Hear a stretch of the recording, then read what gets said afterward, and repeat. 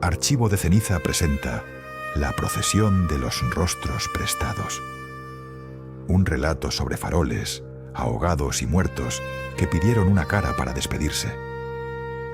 En Salmora, los vivos prestaban su rostro a los muertos durante 1 hora.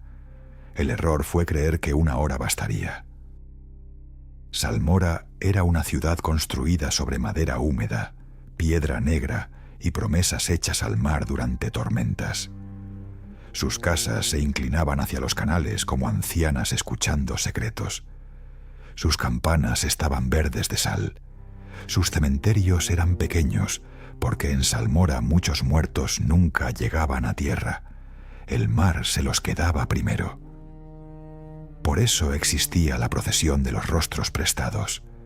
Una vez al año, durante la noche de las lámparas hundidas, los vivos podían prestar su rostro a un muerto querido.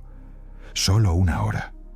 El difunto volvía, hablaba, tocaba una mano, pedía perdón o lo concedía.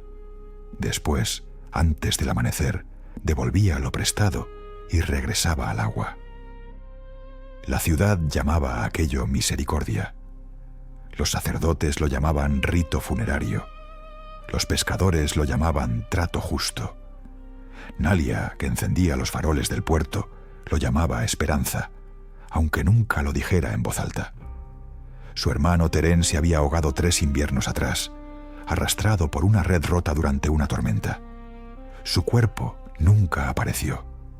Sin cuerpo no hubo entierro. Sin entierro no hubo despedida. Y las despedidas que no se hacen se quedan viviendo dentro, como huéspedes mal educados. Esa noche, Salmora colgó lámparas azules en cada muelle. Las familias esperaban junto al agua con pan, vino y retratos cubiertos. Los prestadores se sentaban en bancos de madera, con el rostro lavado en sal y las manos atadas con hilo blanco. Nadie los obligaba. Al menos eso decía la tradición. Pero en una ciudad donde todos pierden a alguien en el mar, negarse a prestar la cara podía parecer una crueldad. Elías, un joven pescador de ojos claros, aceptó prestar su rostro a Terén. Nalia lo conocía apenas. Había trabajado con su hermano en el mismo barco.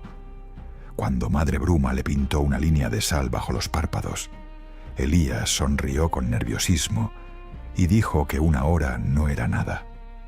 Madre Bruma no sonrió. Los viejos saben que 1 hora puede contener una vida entera si se abre por el lado equivocado.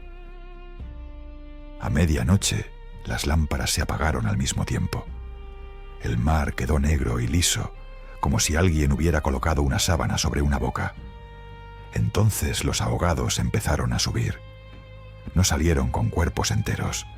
Primero fueron reflejos en el agua, después voces, después manos pálidas tocando los muelles desde abajo. Cada muerto buscó el rostro que le habían prometido. Elías dejó de respirar durante 3 latidos. Cuando volvió a hacerlo, sus ojos ya no miraban igual. Su boca se abrió y pronunció el nombre de Nalia con la voz de Terén. Ella casi cayó de rodillas. No porque dudara, sino porque creer duele cuando llega tarde.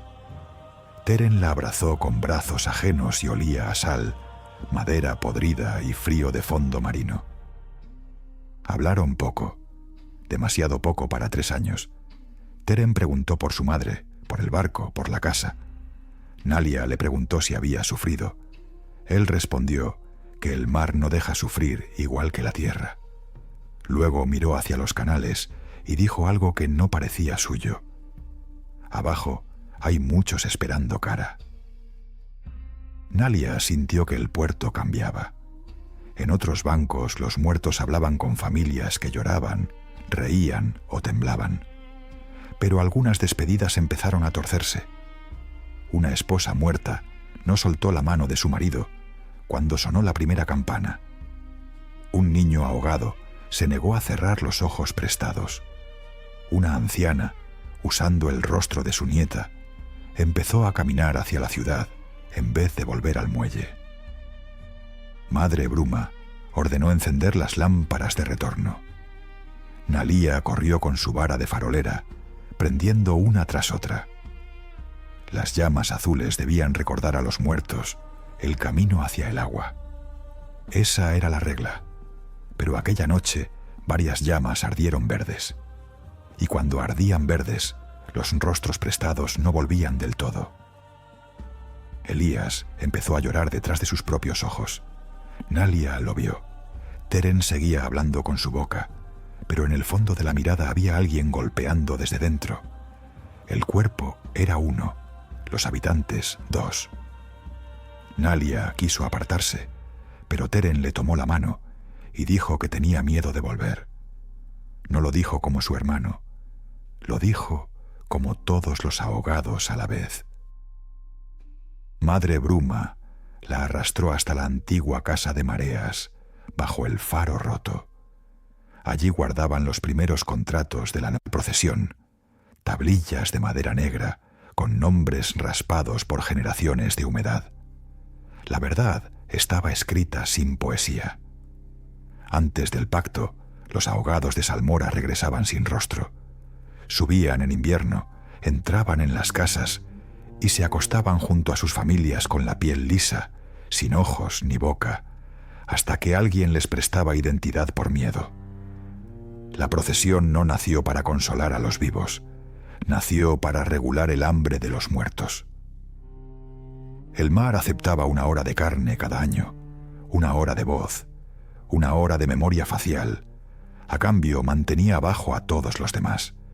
Pero Salmora había crecido. Había más barcos, más tormentas, más ahogados sin despedida. Y el mar, paciente como todas las cosas antiguas, había aprendido a contar. Nalía preguntó cómo se cerraba la procesión. Madre Bruma respondió que siempre se cerraba igual, con un rostro entregado sin tiempo de retorno, uno para todos, un ancla de carne, una cara que el mar pudiera mirar hasta el año siguiente. Nalía entendió entonces por qué Madre Bruma llevaba siempre velo. Había entregado el suyo décadas atrás.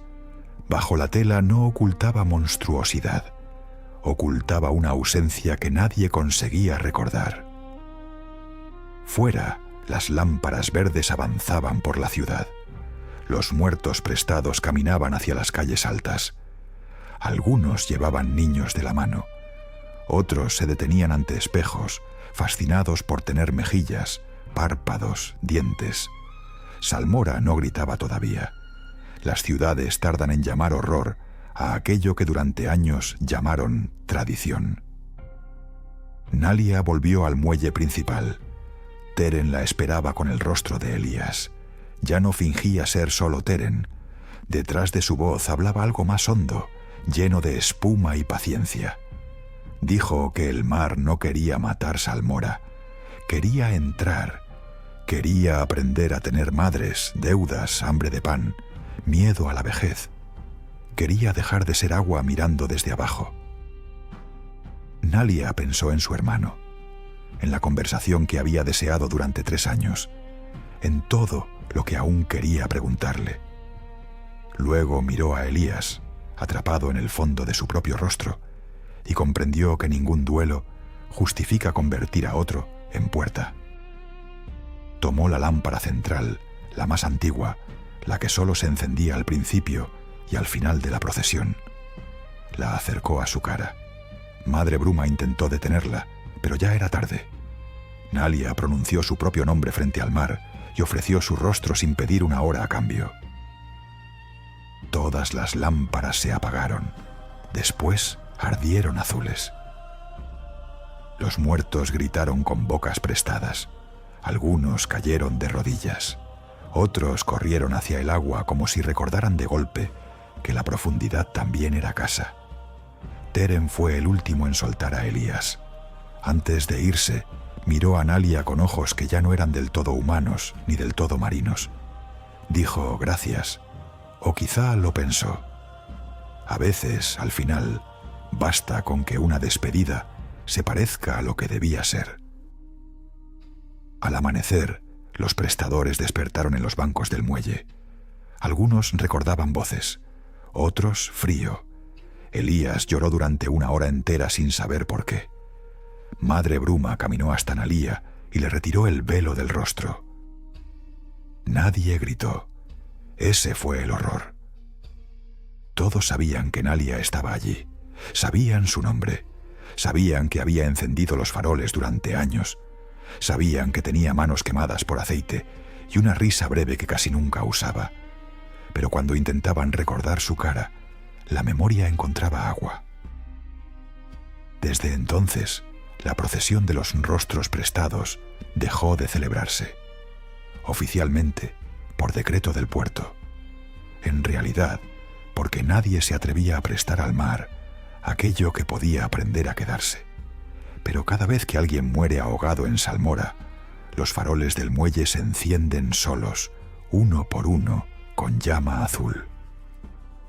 Y a veces, en el cristal de las lámparas, aparece un rostro que nadie puede describir 2 veces de la misma manera.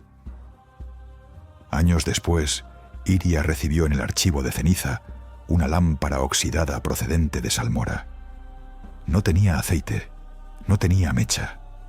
Aún así, ardió durante una noche entera cuando la colocaron junto al registro de los ahogados. En el cristal apareció una frase, escrita desde dentro por el vaho. Despedirse también puede ser una forma de alimentar al mar. Y así quedó registrado en el archivo de ceniza, donde algunos muertos no regresan para vivir, sino para recordar cómo era ser alguien. Si este relato ha dejado ceniza en tu memoria, deja tu marca bajo este archivo. Suscríbete a Archivo de Ceniza para escuchar el próximo testimonio. Antes de que alguien lo entierre de nuevo, el archivo volverá a abrirse pronto.